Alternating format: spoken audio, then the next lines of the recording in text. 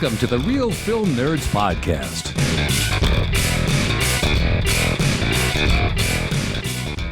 Another week has come and gone, and that means another incredible Real Film Nerds podcast. Hi, my name is Matt, one of the hosts of this incredible movie review podcast, The Real Film Nerds. This week, for episode number 374, we talk about a child's movie, rated PG. And no, for those of you who are curious, I was not escorted off the property, so I consider this one a success. Mike, welcome to the podcast. Did you bring your children to watch this film? No, I did not bring my children to watch this film. Matt, is there something I don't know? Did you get escorted off the property the last kids movie you watched? What happened? Well, parents just frown on me when I go to the film by myself and the theater's empty and there's one family in there and I walk in and I sit down like right next to them. It tends to get frowned upon. Okay. All right. I think they think you're a creeper. Ah, I see. You got the mustache. I do have a mustache, yeah, but I also have the beard too. So maybe if it was just the mustache, it would have been worse, or... Yeah, probably, if you just had the mustache. But, in a theater that's completely empty, you could have sat somewhere else. Exactly, but why not fuck with people, Mike? Come on. Okay, all right. I know, I'm a terrible person. I know. Well, okay, all right. Yeah, no, I did not take my kids to this movie, so...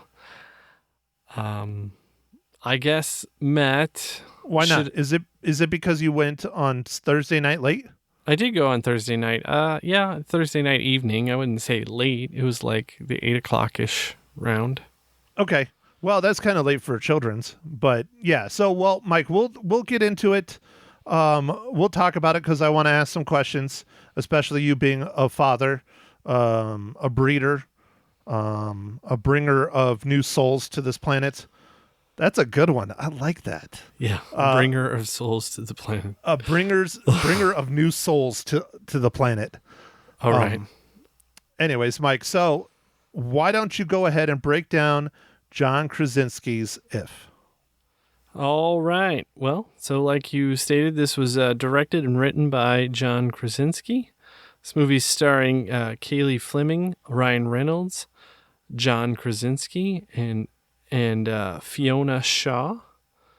I guess Steve Carell is a pretty big character in this as well.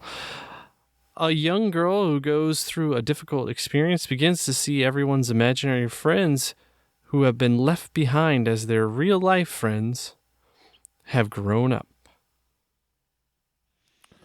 All right, Mike. So, I don't know how much we can spoil or not spoil or whatever. I mean, it's kind of hard not to talk about this movie without spoiling like the biggest thing of all in it, because that's how they open the goddamn movie, which is depressing as shit. But honestly, this is why I'm curious to hear from you. I don't think this is a very good kids movie at all. No, it's not a kids movie. I don't think the way that it was structured led it to be a kids movie. And I'm not sure if that was the intent exactly. Like, we love John Krasinski and he's done some pretty cool movies and stuff. But this was a miss. I'm not sure. I don't know. In my opinion, it was not really a kids movie, and it was kind of it was rough. Mike, I agree with you. I liked the film. I didn't hate the film. I didn't love the film. I liked it. I liked the concept. I liked some of the things that went on in it. But to tout it as a kids film did not work at all. And one of the reasons why I was asking if you brought your kids is because on my viewing, there were a bunch of kids there, and they were so bored out of their minds, they were running around the theater. Yeah, my theater, I guess this is an indication of how well it was going to do, was me. Wow. Only me. On opening night Yep. in a big city. That's the first time that has happened, I think, ever on me going to a Thursday evening, a Thursday showing, really, of a new movie. I have to say that's very interesting because mine had quite a few people in it. Granted, I didn't go to the late show. I went to the early show so I could go to, I'm trying to remember what I did. I think I went to a comedy show that night. Something like that. I don't remember. Know, man. You're a busy guy with many important things to do. I got things to do, man. So I went and watched the movie, and then I went downtown, and I think it was a comedy show, or I went and saw a band or something. I don't remember. But anyway, so I went to the 5 o'clock, which is perfect kid territory, and I don't want to say there was a lot of people in there, but it was a decent crowd, and all the kids were bored, man. I'm sorry, but John, this was a miss, dude. This was not for kids. It was not a great film. I still liked it. I thought it was okay, but my mom really did not like it. And you'll hear her opinions later on in this podcast. But yeah, I thought it was going to be sillier. I thought it was going to be funnier. I thought it was going to have more to do with Blue and the other imaginary friends. And I think one of the things that didn't help it out is there's so many characters. You really don't dive deep into them at all, even though they tout Blue, and Blue's like the big centerpiece on the poster and he's in the trailer. He's still really not even in it that as much as you would think. And that was Blue was voiced by Steve Carell, by the way. Yeah, I think it was marketed excellent and it didn't deliver. And I think it just didn't really need that beginning stuff. Honestly, like if the beginning wasn't there, I think you still could have worked it. I think it would have been fine. And it could have had the other stuff. I don't know, man. I just feel like that beginning stuff was really harsh and really like, whoa. See, even you, Mike, are having a very difficult time talking about it without spoiling it. But I mean, that they open up the film with a very huge spoiler that sets the tone for the film right off the start. And it basically is a swift kick in the nuts, like right off the bat. You got a good 5-10 minutes of it, I think, maybe a little more.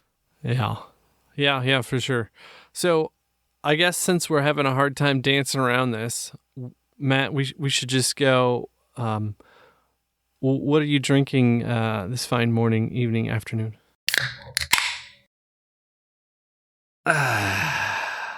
Well, Mike, as you know, I am trying to slim down because things in life have not been super great for me.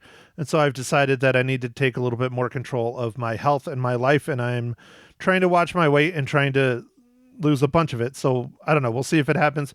But Mike, I'm drinking a 100-calorie pineapple White Claw that has 2 grams of carbs. So I think that's pretty healthy-ish. Yeah, I mean, that's the best empty calories you're gonna get, Matt. Yeah, I guess I could just drink straight bourbon, which is what my other thing I was thinking about doing. But I was like, nah, I don't really feel like it. It's it's the start of the week. Probably not a good idea to start off with a highball of bourbon. But yeah, no, probably not. But I think if you're trying to lose for calorie purposes, clear is better than dark. Oh, when it comes to liquors? Mm-hmm. Is that why so many ladies drink vodka? I think so, yes. Makes sense. Makes a lot of sense. So, Mike, what IPA are you imbibing on this evening? So, I'm sounding like a broken record again, but got some Cigar City High Lie again. You know, the one that's the JAI. Yeah, the sport. Yeah, the sport. Just your normal IPA. I think that's probably my go-to right now. That one or the Aldi IPA. It's 3 weeks in a row for that one, so you're gonna have to change it up and do 3 weeks in a row of Aldi next. Okay. Although I'm pretty sure that's what you did before this one. Yeah, so I will. I'll change it up. I'm gonna have to send you $20 so you can get something different. Well, I get some things sometimes, but I don't usually go out as much. So it's my wife usually just picks up stuff. So it's like, whatever she sees fit. Sometimes there's sales, so sometimes I get whatever's on sale. Got to hit up those sales, man. Definitely. So, all right, Mike, your favorite part of the podcast.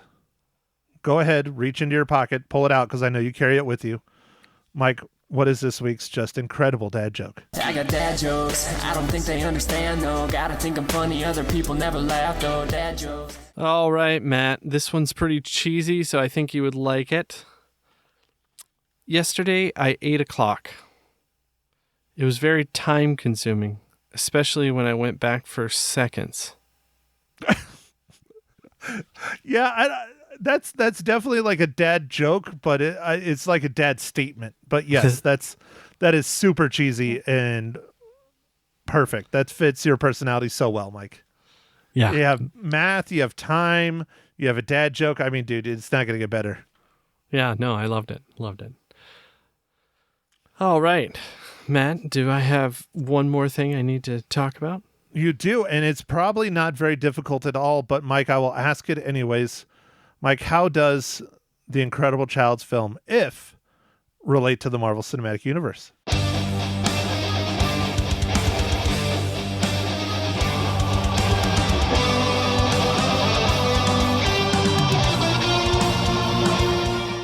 All right, Matt. So obviously I could have used Ryan Reynolds being the Deadpool and the new merging MCU stuff, but I decided not to.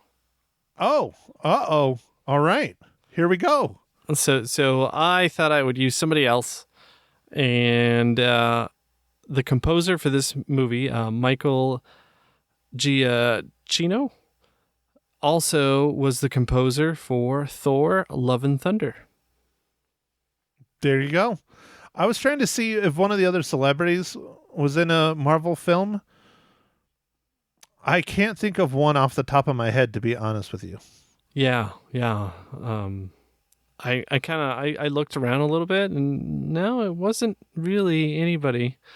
And also, I found out, Matt, and I don't even think I knew this. Louis Gossett Jr. died. Oh, I didn't know he died. When did he pass away? I think this year.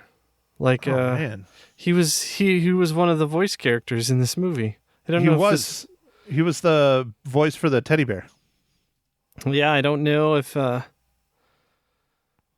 he made, like, if this was his last movie or not. But yeah, he died March 29th, 2024, 87. Jeez, dude. Not long ago at all.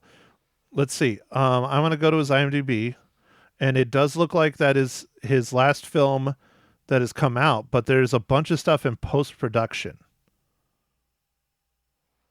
Like, there's 10 things in post-production. Wow. And I'm not sure what those are. So, anyways. So, I'm going to go, maybe it was his last film, and the rest of these are documentaries, maybe? I don't know. Honestly, I don't know. You know what? It looks like a television show, maybe.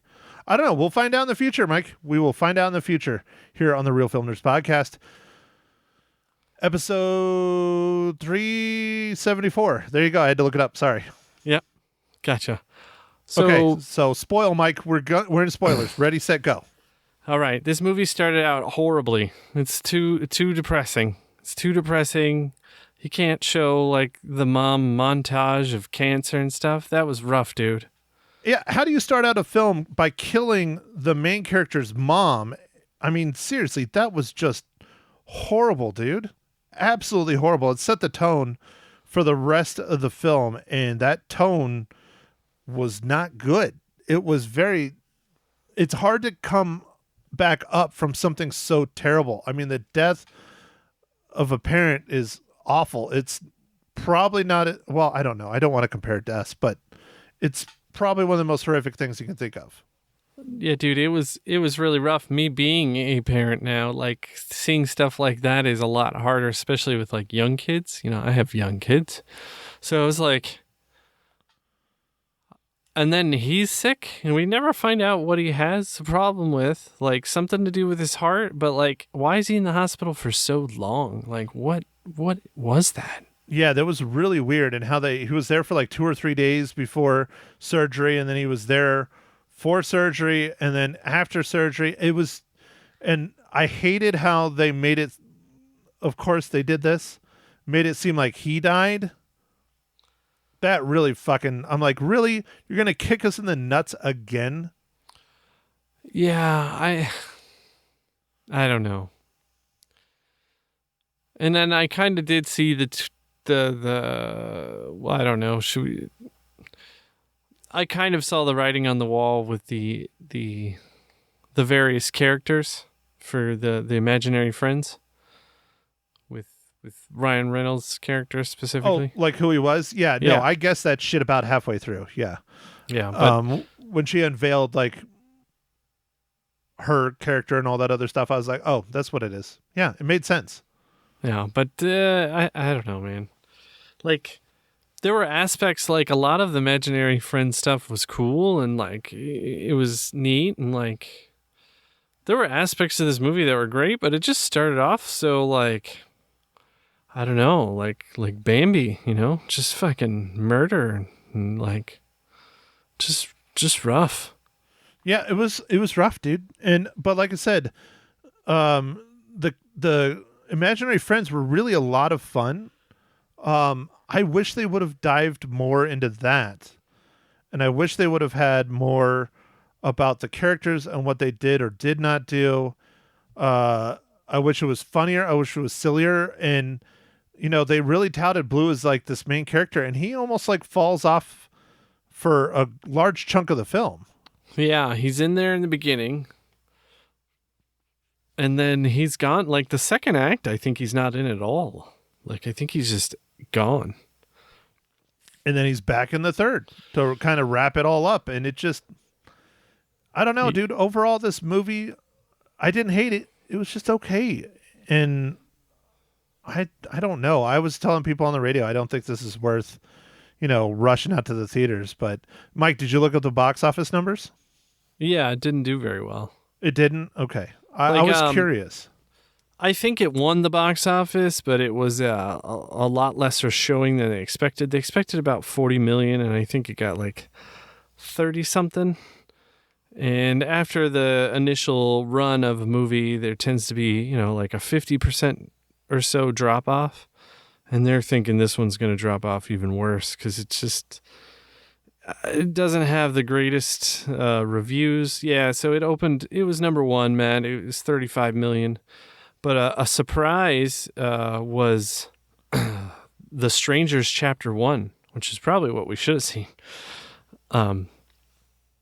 So this is kind of like a prequel to The Strangers that came out in like 2008, I think, was the original one. We reviewed that on our Harvest Horror Fest. Oh, we did. Yeah, we did. Yeah. Was that our very first Harvest Horror Fest? I don't know, but I remember reviewing it. It's a really disturbing movie, like the first one. Man, that one starts out rough, but I mean, that goes with the movie, right? It's a horror movie. It's expected. Yeah. Yeah, but this apparently is a trilogy or whatever, and it was third place. It made $12 million, and apparently it only cost $8 million. So they're already in the black. Nice, man. Well, good for them. Is that a A24? Lionsgate. Lionsgate. Interesting. Yeah. Dude, maybe we should have. I mean, I just felt like if, Ryan Reynolds, John Krasinski. Oh, yeah, no, I'm with you, dude. And then Kingdom of the Planet of the Apes, which I think I liked a little bit more than you, or I know I did. Yeah, you did. It was number 2 with 26 million, so it's still holding pretty decent. And I think it's made all of its money internationally. It's made a ton of money, so I think it's good. Like I think they're happy. Yeah, no, Kingdom of the Planet of the Apes. I mean, people love that stuff, and they're still turning out. I don't know. It just wasn't. It wasn't my thing. Maybe if I saw the new trilogy, I probably have more respect for it. Maybe I don't know. It just wasn't my thing. But people love it. That's why it's doing so well. Yeah, and The Fall Guy, Matt, our favorite movie of the summer. Number 4 with 8.4 million. So anyway. Good. It's still not, it's not turning and burning, but it's still making money at least. Yeah. Well, we loved it. Mags loved it. So I think everyone who's seen it has loved it. It's just nobody's going to see it. Yeah, I don't know. Maybe they're mad at, Ryan Gosling. I don't know. Yeah. Just Ken. Because he's just Ken. And Barbara Heimer is together. They can't be together. Yeah, no. So, well, all right, Mike, what else do you want to talk about If? I mean, I don't know what else we can really talk about. I mean, it was not great. I don't recommend people to go see it in the theaters. If you want to watch it, it's worth a watch. I think my rating will reflect that.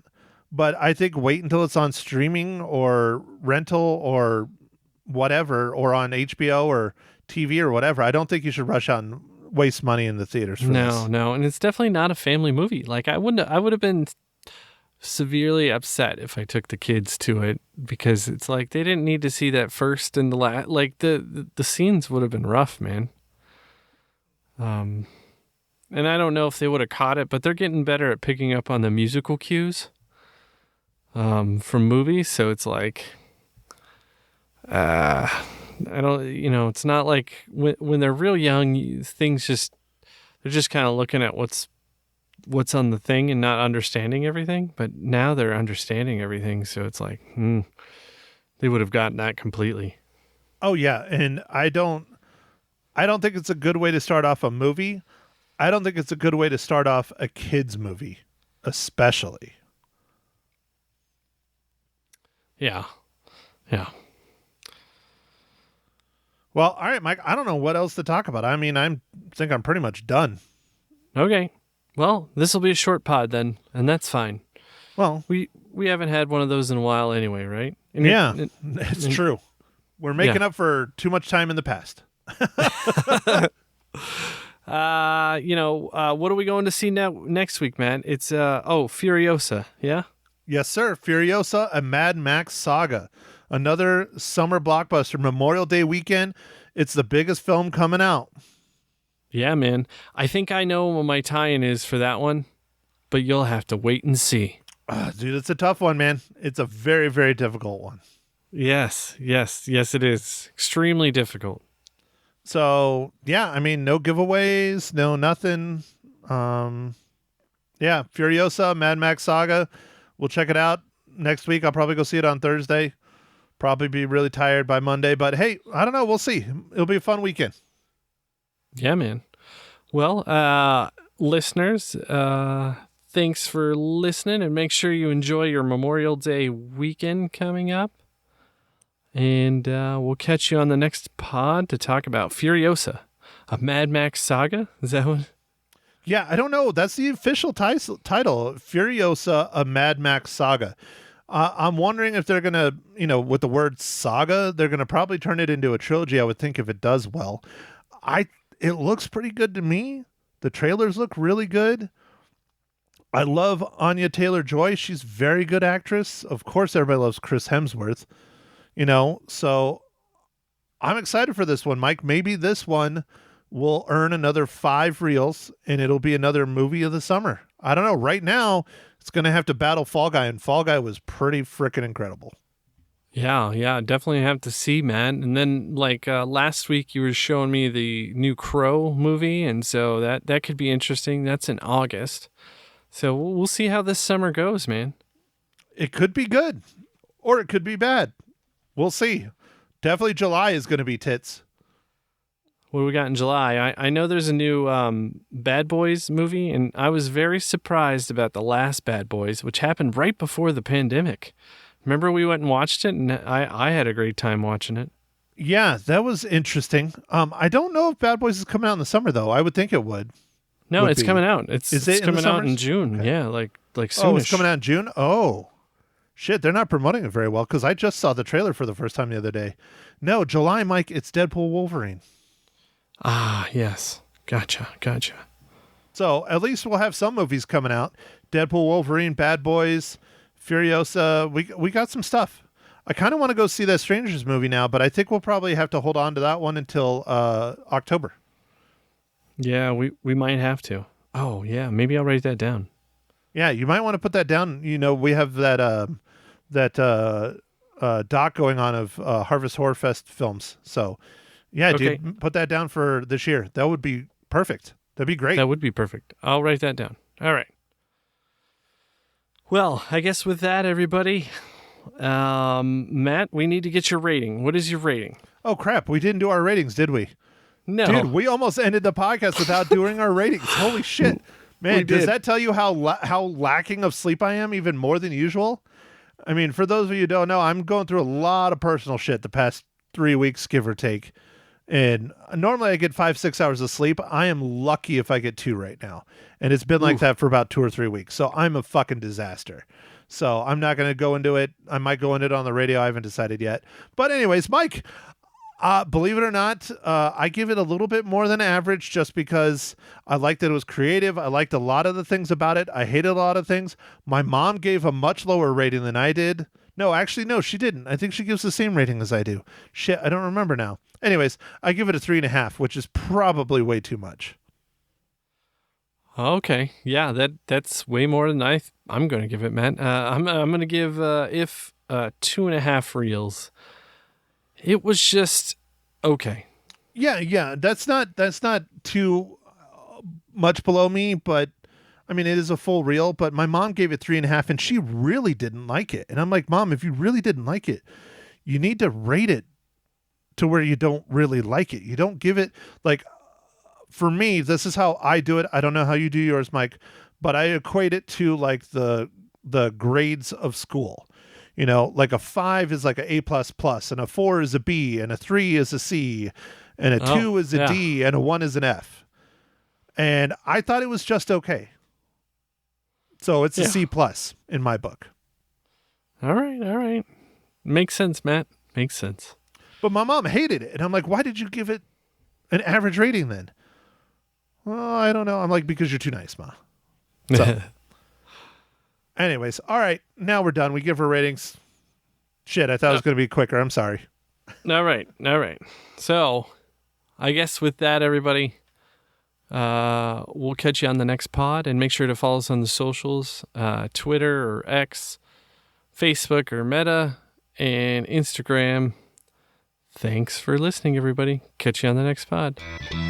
Thank you for listening to The Real Film Nerds. Now don't forget to follow us on Facebook, Twitter, and Instagram at Real Film Nerds. Now go out and catch a movie.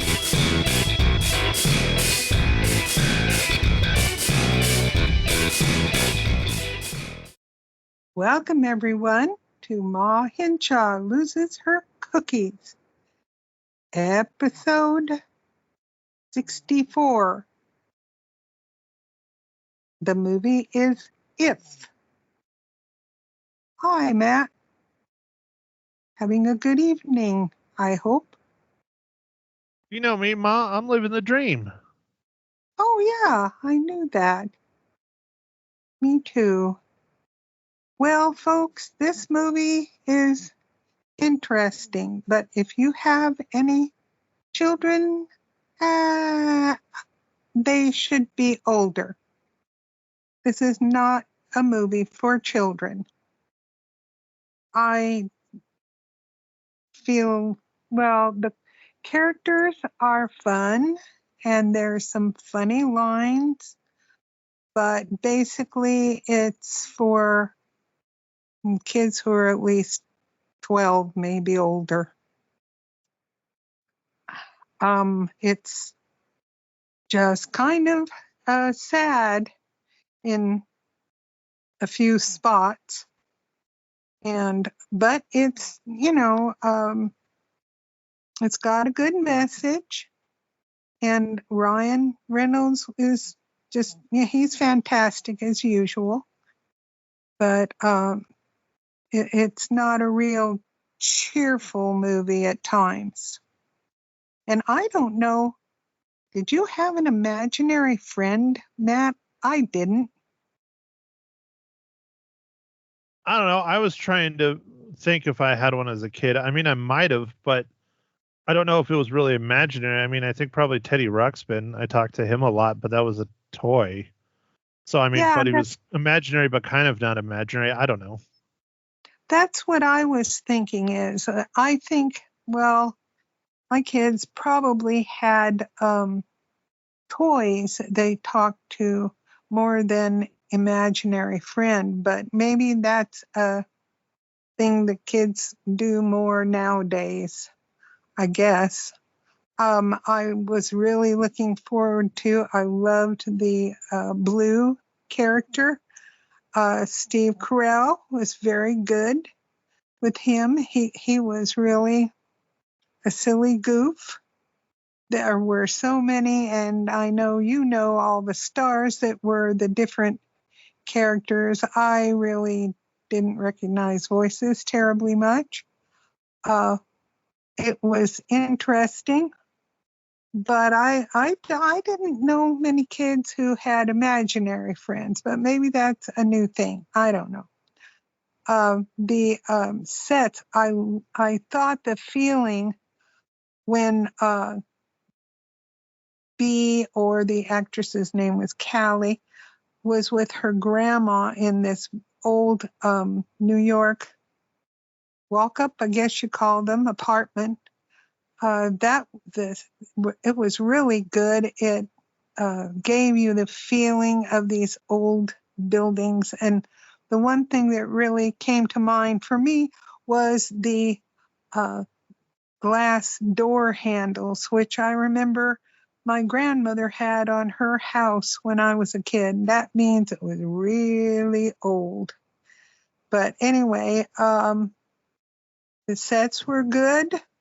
The carnival was very interesting, and the house that the imaginary critters were in gave you the feeling of that being very old. But I thought there would be more laughter, more fun, and the whole thing about her dad being in the hospital, and she went and visited him every day and took him flowers, and also kind of the fact that her mother had passed away. That was very sad. And I don't know. I think some kids would be quite bothered by it. I don't know, maybe. And so it wasn't as really, really funny as I thought it would be. Did you think it was? Honestly, they sold it as a kids movie. They touted it as a kids movie, and they didn't spend enough time on the kid things. I mean, the imaginary friends are fun, but there's too many of them, and there's too much going around them, and they're trying to tell the story instead of just letting the kid-like things in the film be kid-like things. It was very serious film, in my opinion, compared to most animated kids films, I guess. I agree with that. And then there was a little boy that was in the hospital with a broken arm and a broken leg, and he didn't pick out an imaginary friend. And I'm like, well, that's okay, I guess. The whole thing to me was just not, I don't know, it didn't gel. I mean, I loved Ryan, and Callie was good, and Steve was good as Blue, but it wasn't real fun to me. So we had people bringing their 5-year-olds and 7-year-olds, and they really got bored fast and started running around the theater and stuff. It really would not appeal to kids that young. So, and I had a grandpa and grandma behind us, and the little boy just wasn't into it, and they left real early. So it's more of a older kid or adults, in my view. And that's about my outlook on it. So, So do you think people should go to the theaters and watch it, or no? No, I don't. If you would like to watch it, I would say wait until it comes on a streaming service. I wouldn't worry about it. No. Was I there mean, any they shot nudity? not well, maybe the furry characters were nude, but that was it. No, there was no nudity that I noticed. And I usually look for that sort of thing, Mm-hmm. Which one was your favorite if? Oh, I still think I think blue was my favorite. I liked the B also, but I still think blue was. What was your favorite? Oh, the ice cube. Oh, really? The Yeah, ice what was that? cube? A glass of ice water or something? Right? Yes, yeah, that's true. Because it was a kid from Arizona. Come on. Well, okay. I remember that. They were like worst imaginary friend ever. He was just thirsty. Yeah. And that was who was that was Bradley Cooper's voice.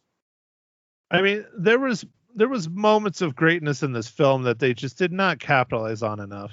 Yeah. That's true. It just kind of went over your head kind of thing. I thought, yeah. Not over your head. There's just too much going on, and that's the stuff that was fun Mm-hmm. and goofy and you really wanted more of, and you just didn't get enough. That's true. In fact, one thing I missed, and it was even in the previews, what was the if that was the one that he said, put your pants on? I Oh, that was the banana.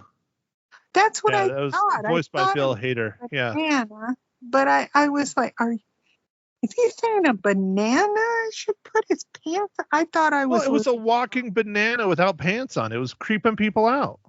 Yeah. Okay. Oh my gosh. Okay, that was funny. Yeah, that one was funny.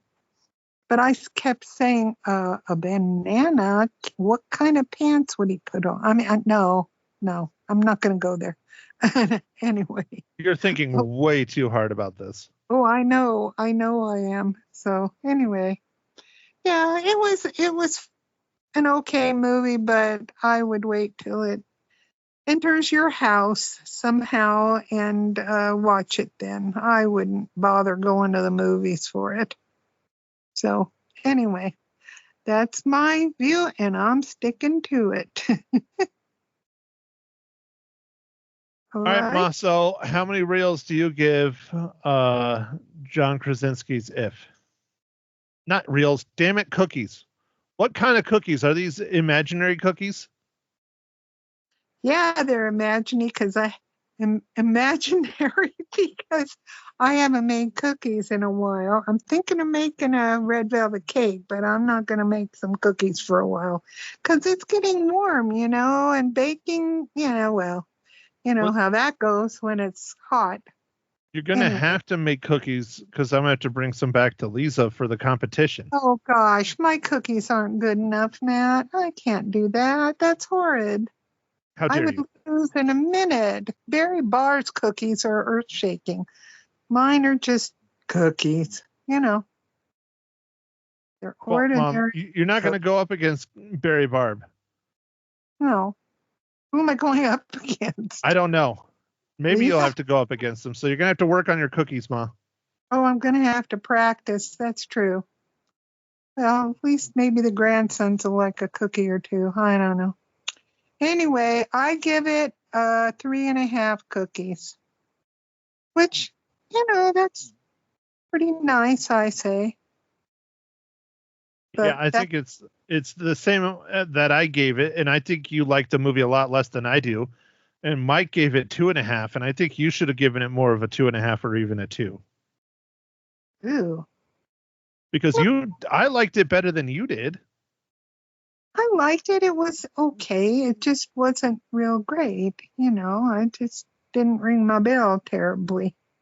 And I felt it was kind of sad for kids, I mean, it ends, well, I won't say it how it ends, but, I thought it was kind of sad at times, and the little girl by herself at her grandma's and stuff, been there, done that.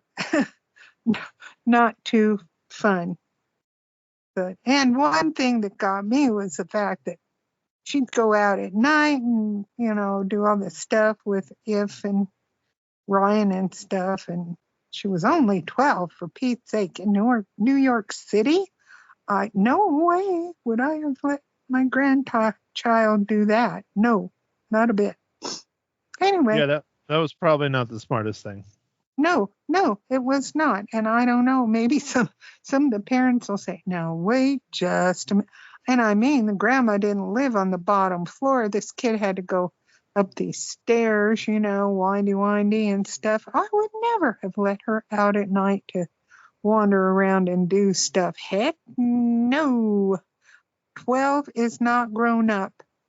And no. So anyway, 3.5, there you go.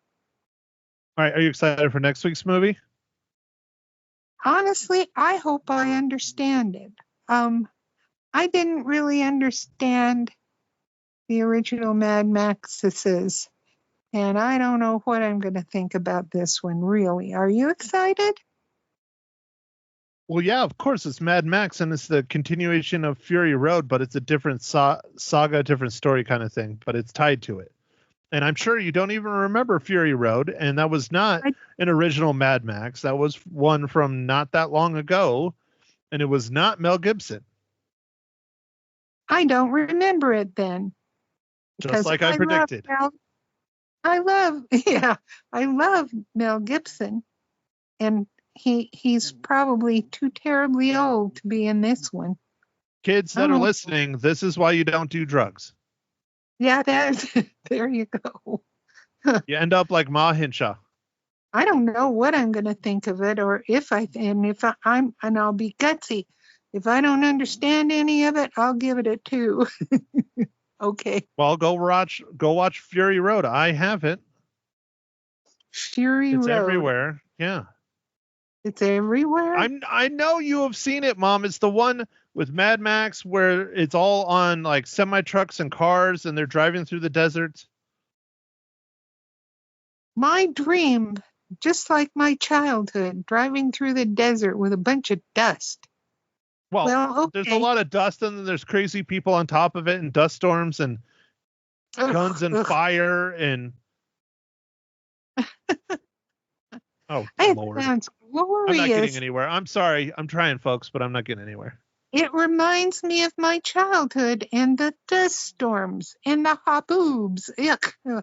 Well, anyway, I'm looking forward to watching Dust. I absolutely am. So there. Fury Road, it's called. All right, yes. I'll have to go write that down so I don't forget. Which, if I remember it to write it down, will be good. Okay. Thank you. All right, so next week, Furiosa, a Mad Max saga. Looking forward to it. I think it'll be fun. But yeah, thank you everyone for tuning in to another mediocre Ma Hinshaw loses her cookies, I guess. I mean, our podcast was kind of short, and then Mike and I kind of forgot to do our ratings, and so we came back and did it real quick. But yeah, If was not the world's greatest film. Kind of disappointing, especially with the star power behind it, the stars in it, the stars writing it, the stars directing it. Yeah, sorry, John Krasinski, man, you have done some great things, and this is not one of them. So anyways, thanks again, everyone, for listening. We will chat with you next week. Bye.